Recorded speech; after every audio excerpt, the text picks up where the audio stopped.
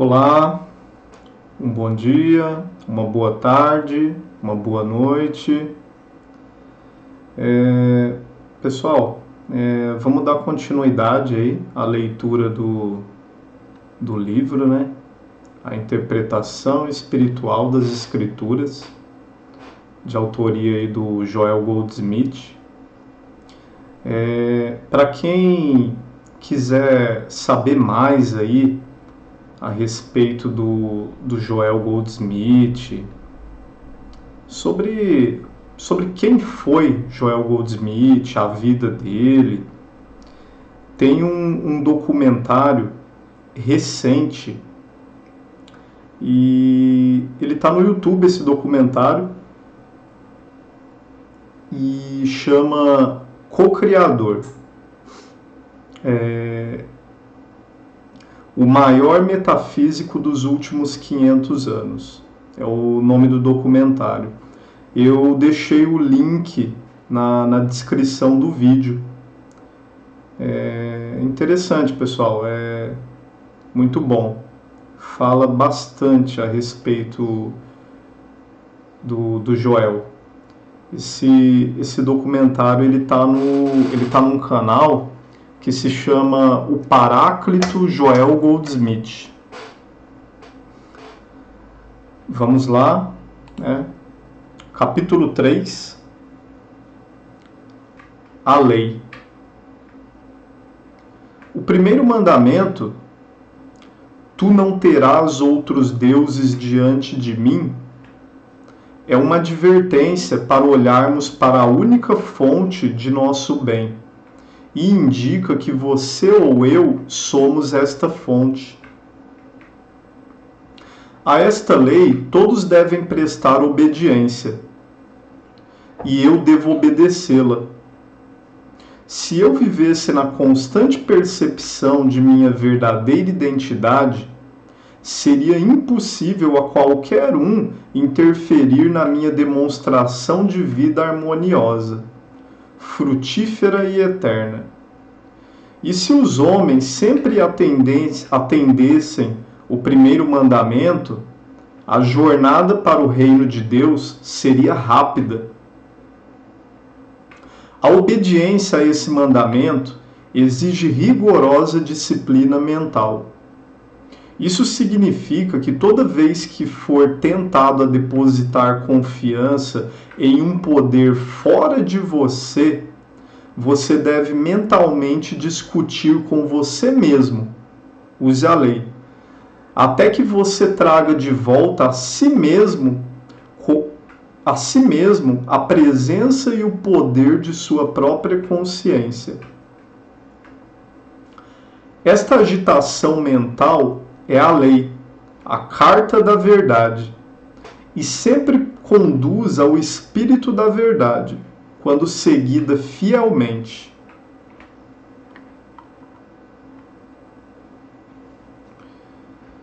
Este primeiro mandamento é uma lei que você deve obedecer literalmente. Não há outra presença ou poder que a consciência universal, a qual é a consciência do indivíduo, de você.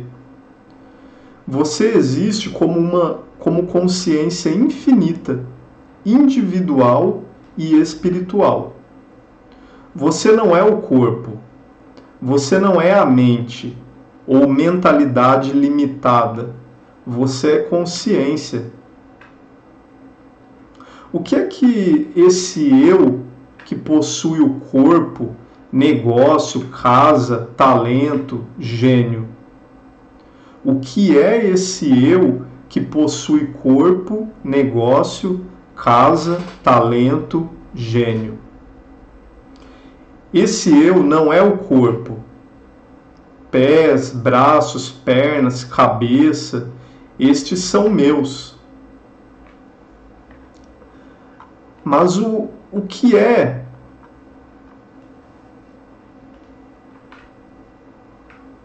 esse eu ou mim que os possui? Há apenas um único eu, único ego, única consciência, Deus.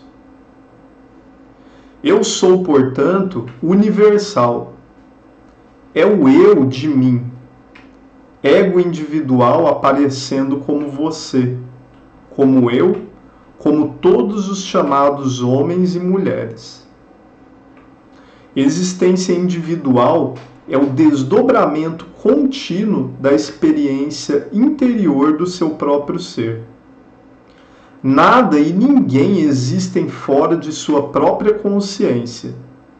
O que vemos como pessoa e coisa é a ideia da realidade desdobrando-se como nossa consciência. Há em todo o universo apenas um poder, e eu sou essa lei e poder. A consciência que eu sou, o único eu ou mim, é o único poder, e portanto todo o poder é bom. E fora de mim não há poder. Todo o mal é, portanto, uma falsa concepção do único poder, o todo poder bom que eu sou. Não há nenhuma condenação quando você está sob a crença do erro, seja ele pecado ou doença. Não há nenhum erro pessoal para você. Todo erro é uma crença universal que aceitamos e, portanto, se manifesta como tal. É esta aceitação de crenças universais que faz você acreditar que é doente ou pecador.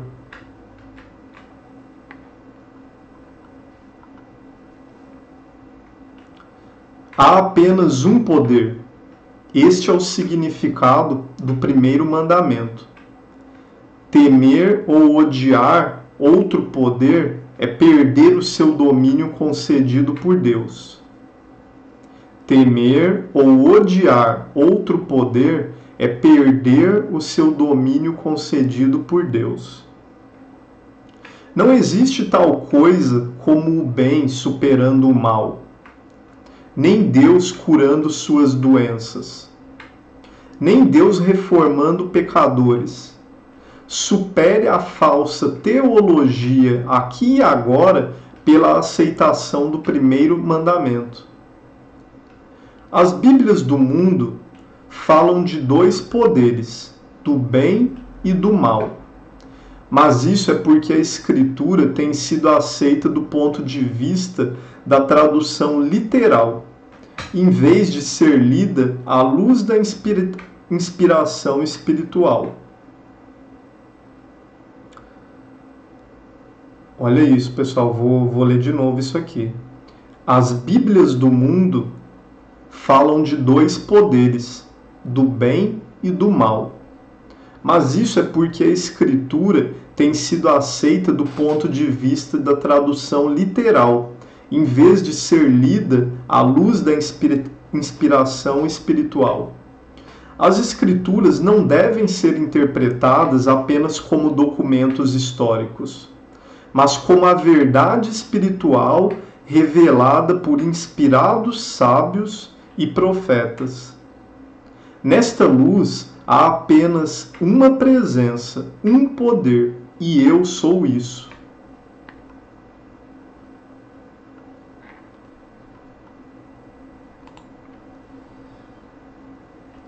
Nesta luz espiritual, você encontra Cristo consciência. O reino do céu, você encontra graça e liberdade espiritual. Aqui não há batalhas, não há poderes mentais, não há opositores e nem oposição, nem pela força física e nem pelo poder mental, mas pelo meu espírito.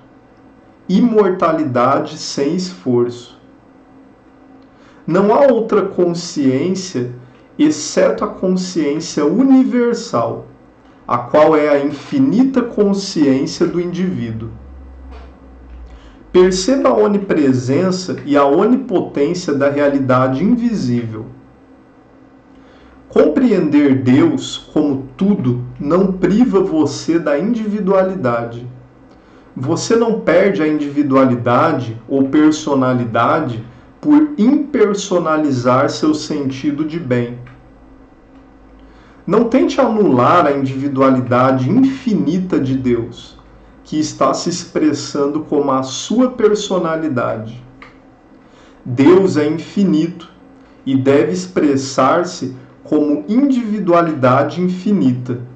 E isso dá a cada um sua própria personalidade, ou a consciência do ser individual. A folha da grama nunca se torna uma rosa. Um gato nunca se torna uma estrela. Sempre, por toda a eternidade, cada um é mantido em sua própria individualidade. Nunca subjugue a si mesmo. Permita-se conhecer. Nunca tenha medo de ser diferente. Sempre seja você. Somente em liberdade você pode ser você mesmo. Afirme sua individualidade.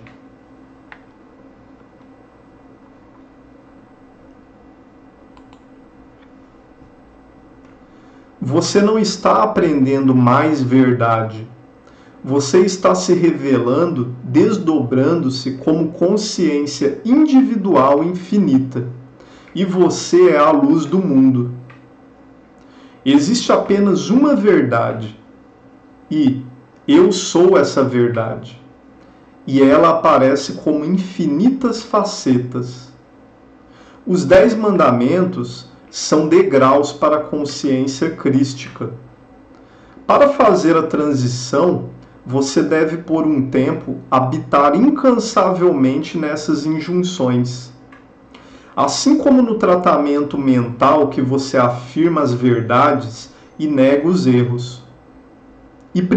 E o primeiro mandamento é: não há outros deuses ou poderes. Há somente uma presença, um poder e uma lei. E a consciência divina ou consciência infinita, a consciência do indivíduo, é esse poder.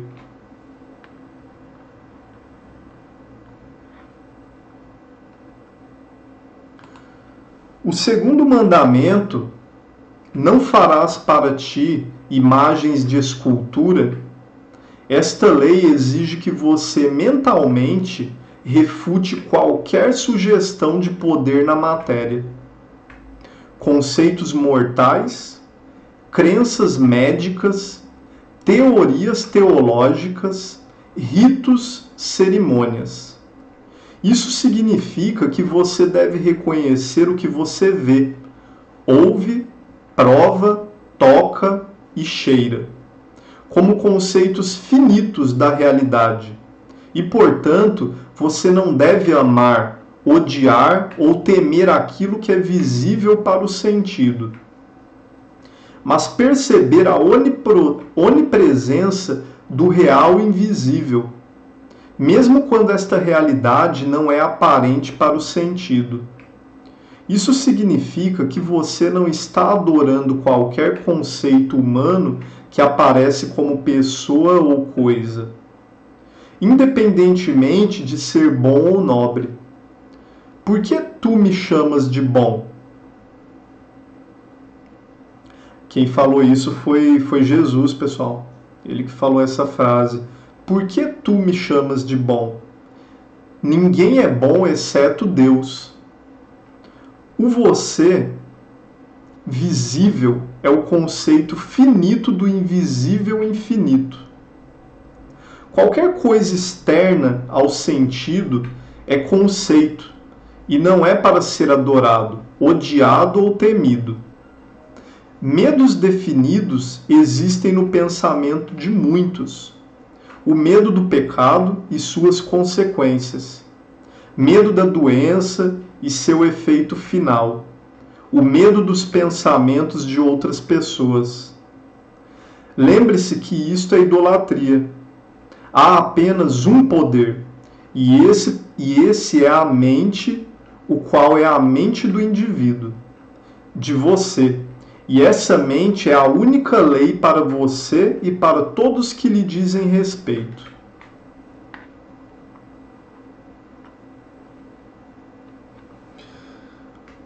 Com essa percepção, não pode haver tal coisa como malversação ou transferência de maus pensamentos de uma pessoa para outra, ou os pensamentos de um indivíduo exercer influência mental sobre o outro. Se alguém aceitar a crença de que o pensamento do outro pode controlá-lo, ele não alcançará a percepção de que há um só poder e que a mente dele mesmo é este poder.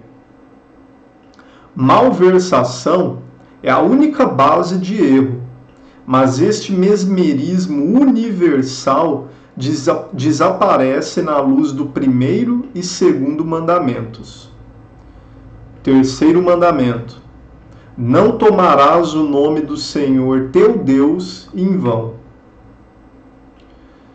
Não identificar a realidade espiritual como um conceito mortal. Você e tudo o que vem à sua consciência, como pessoa, lugar ou coisa, é divinamente real.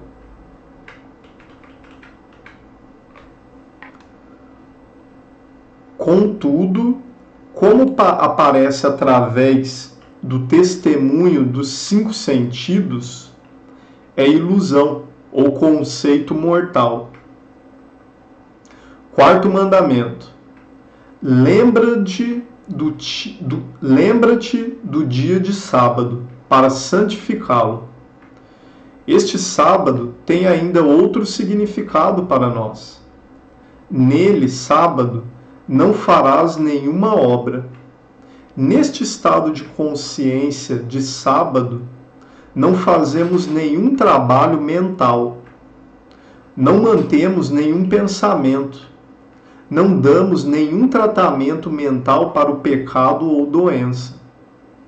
Nós descansamos e deixamos Deus trabalhar em nós, através de nós, ou mais corretamente falando, como nós. É um relaxamento mental e um obrigado, Pai, eu sou. Fala, o teu servo ouve. Um desapego. Quinto mandamento: honra a teu pai e a tua mãe. Há apenas um princípio criativo, e é pai, mãe para judeus e gentios. Branco ou preto, amarelo ou pardo, homem, animal ou vegetal. Princípio ou consciência que eu sou.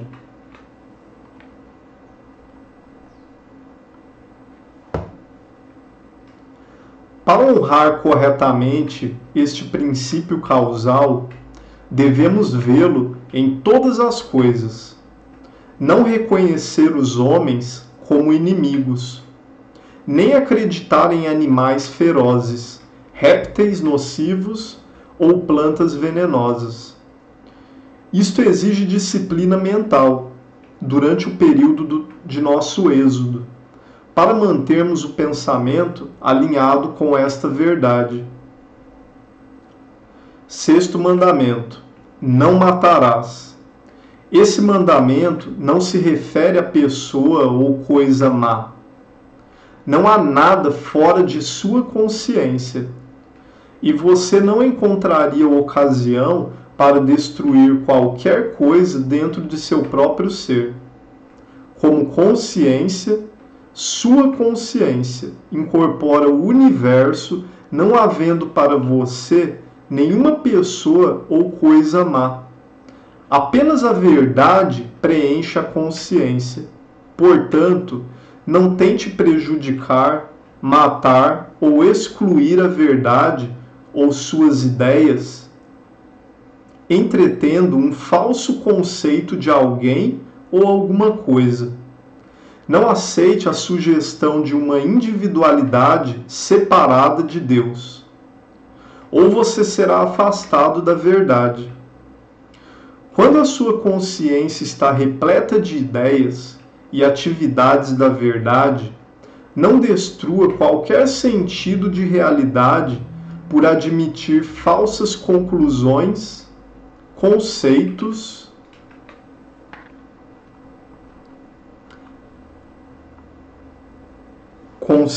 errôneos ou sugestões do mal. Por outro lado, a verdade, sua consciência, é a lei de destruição para toda crença ou conceito não semelhante a si mesma. 7º mandamento. Tu não deves cometer adultério. O adultério significa ser falso numa relação de confiança. Ser falso, trair a confiança ou a verdade, é trair a Deus. O que realmente significa deixar Deus? A verdade, a vida, em troca de ídolos, mentiras e morte.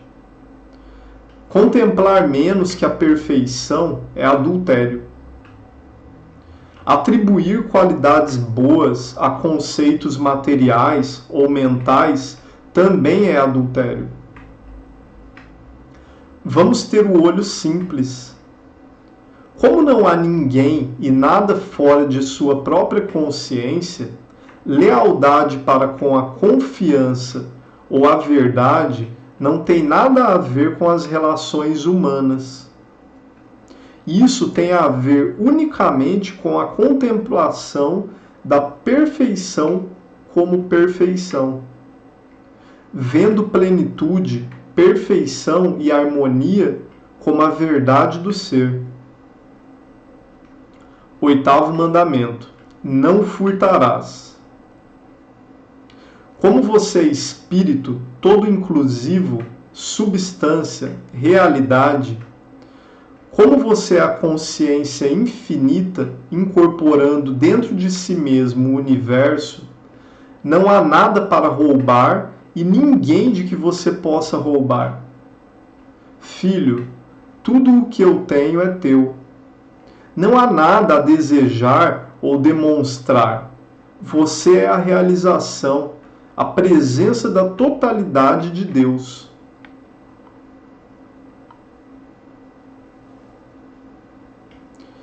Então, roubar ou até mesmo desejar algo fora de si mesmo é uma crença na separação, que é a crença em Deus e o homem. Em vez do entendimento de Deus manifestando-se como indivíduo, ou a vida expressando-se como homem, a crença de ser roubado é uma crença em uma individualidade apartada de Deus. A tentação é acreditar que há um ladrão, um ser à parte de Deus, e outro o qual é roubado, outro ser à parte de Deus. A individualidade que é roubada e a que rouba, tudo isso é Deus.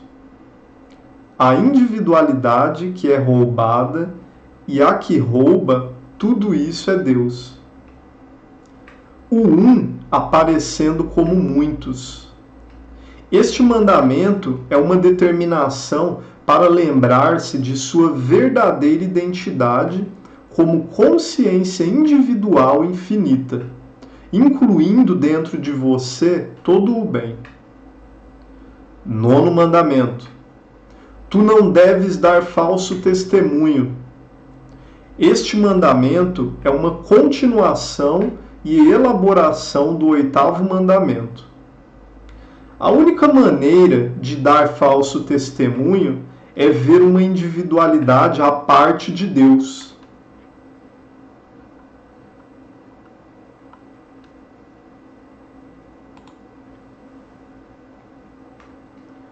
Décimo mandamento.